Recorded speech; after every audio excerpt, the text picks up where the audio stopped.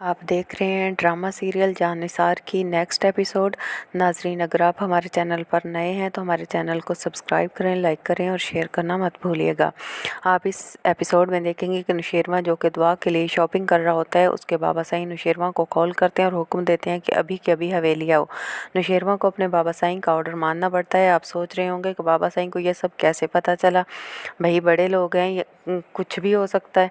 नुशेरवा के बाबा साईं ने नुशेरवा की हर हरकत पर नज़र रखने के लिए एक आदमी को रखा हुआ होता है, जो कि नुशेरवा की हर खबर बाबा साईं तक पहुंचाता है। विलन अब नुशेरवा के बाबा साईं न बन जाए कहीं। और नुशेरवा हवेली के लिए निकलता है। दूसरी तरफ दुआ जो कि दुल्हन बनी बैठी होती है और दुआ पे बहुत रूप आता है और वो बहुत प्यारी लग रही होती है।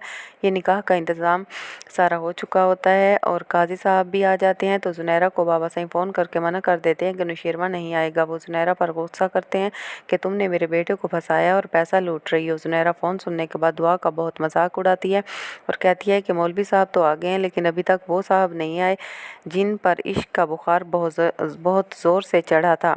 अब वो आए तो बात बने। जुनैरा और बशीर दुआ पर हंसते हैं और उसका मजाक उड़ाते हैं। जुनैरा कहती है कि वो अब कभी नहीं आएगा। दुआ को जुनैरा की बात पर यकीन नहीं आता और वो दिल ही दिल में नुशेरवा के लिए दुआ कर रही होती है और दुआ के दिल में कई तरह के वसवसे आते हैं कि कहीं नुशेरवा ने उसके साथ मजाक ना किया हो। और दुआ बहुत खौफजदा और परेशान होती है और बिलाखिर दुआ तंग आकर वहाँ से उठ जाती है और नुशेरवा के दिए गए ज़ेवरात उतारी होती है और बहुत दुखी भी होती है। इतने में नुशेरवा वहाँ पहुँच जाता है और दुआ को आवाज़ देता है। नुशेरवा को देखकर दुआ की जान में जान आ जाती है और जुनैरा को मुंह की खानी पड़ती है और अब इन दोनों का निकाह हो जाता है।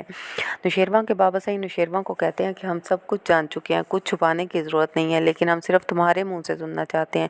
तो नुशेरवा उनसे कहता है कि मैं दुआ से निकाह कर चुका हूँ और अब मैं पीछे नहीं हटूँगा। और ये सब बातें कशमाला भी सुन लेती है और उसके पाँव तले से जैसे ज़मीन निकल गई हो। दूसरी तरफ सरफराज और उसके घर वाले फ़िज़ा के घर आते हैं और फ़िज़ा का बाप फ़िज़ा की नौकरी के बारे में बात करता है और उन लोगों की आपस में काफ़ी लड़ाई हो जाती है। तो सरफराज का बाप कहता है कि बात को ख़त्म करो। तो सरफराज गुस्से से खड़ा हो जाता है और कहता है कि आप ठीक कह रहे हैं अबू, ना सिर्फ बात को ख़त्म करना चाहिए बल्कि ये रिश्ता ही ख़त्म करो। इस मनहूस शक्ल वाले ने सारे करतूत खुद किए और अब खुद नेक पारसा बन गया और दूसरे सारे इसको बेगैरत नज़र आते हैं। नीली पीली गंदी आँखों वाला मनहूस शक्ल वाला।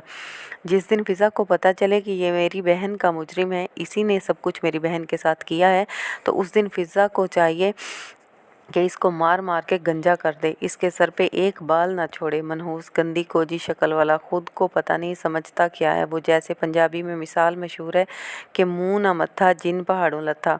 ये मिसाल इसी सरफराज साहब पे फिट आती है।